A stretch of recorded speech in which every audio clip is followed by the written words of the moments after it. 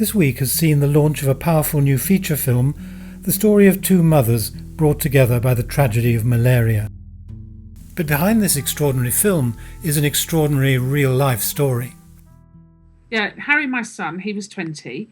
He was invited to travel through Africa in a big lorry, carrying school supplies, travelled all the way down through Africa to a place in Ghana called Brenu, where he was invited to help teach English to the students, to do some sport, to do some music. He was a very good, talented musician. So he travelled through Africa, loved what he saw, loved the people. He found them to be incredibly dignified, and was very... and I suppose, at the risk of using a cliche, he found himself as he travelled through Africa, using music a lot, using sport a lot, and teaching English, and threw himself completely into village life surrounding this school, and they loved him there. And he then, and as I say, he'd been to the doctors, he'd got all his malaria tablets, and he'd convinced me in the contact he did have with me that he was taking these tablets. But it turns out that he hadn't taken tablets. He had decided to give them away to children, to some of the girls there, to help them. Because in Ghana, in Africa, people have malaria a lot. They don't have preventative medication. And our medication helped people that were having bouts of malaria. And so he took it upon himself to give away his tablets, rather foolishly for him, because he just felt that he was strong, and he was young and strong, and he didn't need them.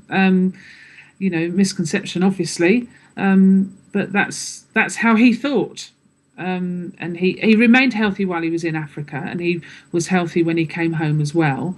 But then he started to have symptoms of malaria about a week after he came home, and sort of 10 days after his first symptom, he, after a long battle, he succumbed to malaria. And what had happened is it attacked the parasite causes side effects.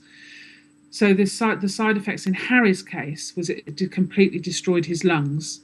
So that's what killed him in the end. They got rid of the parasites in his blood, but the damage to his young lungs was so great that he just couldn't survive. What was your reaction and the reaction of the family to this tragedy? Well, it's obviously devastating when you lose anybody, and it's devastating when you lose a child. And I have to say that I've lost many people, and one of them's my sister, and obviously grandparents and everything.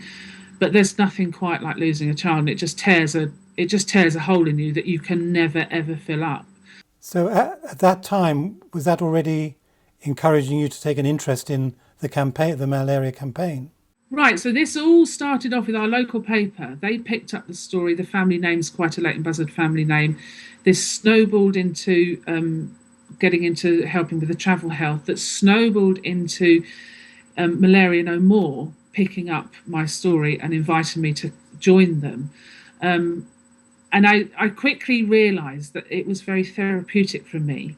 And I have to say, possibly, very, very originally, it was for selfish reasons that I took these things on, because I found myself in situations where I was always talking about my child. Now, any parent likes talking about their child, but I was at liberty to talk about them. People were not allowed to glaze over. They had to listen to me. And as I say, it was very therapeutic for me. So I started doing stuff for the Malaria No More, and I was there at the inception of Malaria No More, and I went to meet. I did a few articles in the paper, and on the launch of it, we went to visit Gordon Brown, and we also, Malaria No More took me to Africa to see where Harry had been. So we did a documentary for the BBC, and going back there for 5 days to visit where Harry had been was the most enlightening thing I've ever done. I went there to find people had completely taken Harry into their hearts. They absolutely loved him. They felt he was a hero. And, I travelled several thousand miles to find people who loved Harry nearly as much as I did. But then it very quickly, I felt that actually I could perhaps do some good here.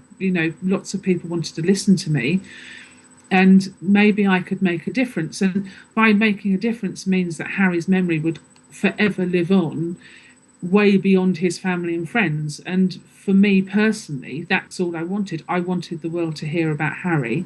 And on the back of that, it meant that I could do some good as well. And I knew that Harry would like that, because what he wanted to do was go back to Ghana to do a lot more work. And so I knew how much he would love me doing it. And that's what spurred me on. And then Richard Curtis got to hear about it, and suddenly a film is being made, a feature film. Well, I did know that Richard had the idea of a film way back in the beginning.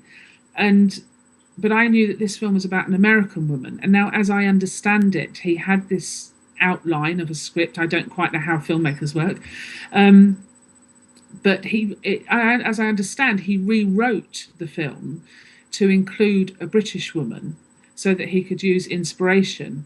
And yes, and now I find myself this week being the centre of attention as the inspiration for a film written by Richard Curtis, of all people, played by Brenda Blethyn, and it all seems a bit I don't know, it's a bit like destiny, because I love Richard's work, I love Brenda Blethyn's work, and it even points the director of the film, that is, he directed Rabbit Prairie Fence, and that's also in one of my top films.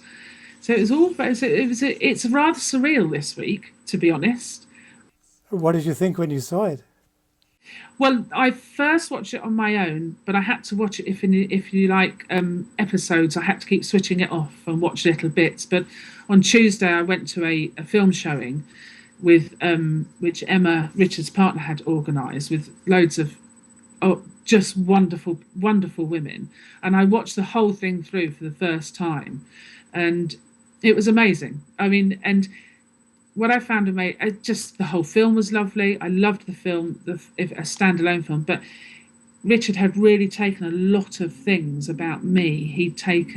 there's a scene where it's either Ben or Brenda arrive at the orphanage, and they had this sort of this party that were greeting them. That happened to me when I went back to Ghana to meet the children at Harry's school. The going towards American Congress, I did lobby our government. So it probably mirrored me rather a lot more than I actually expected. Did you enjoy discussing it with Brenda? I loved discussing it with Brenda, and what was wonderful about discussing it with Brenda is we were very similar. We laughed a lot about tragic things, because that's the way I deal with things, and she explained that's the way she dealt with things.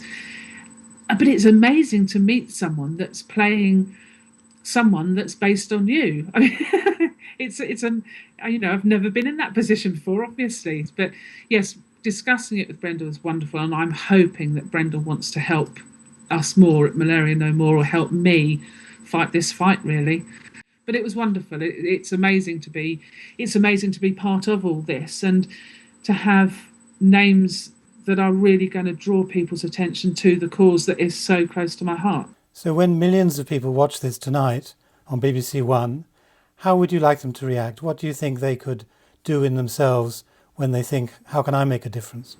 I want people to think on an individual scale, and think, rather than think this will take billions of pounds to do anything with. I want people to think, what can I do personally that I can afford?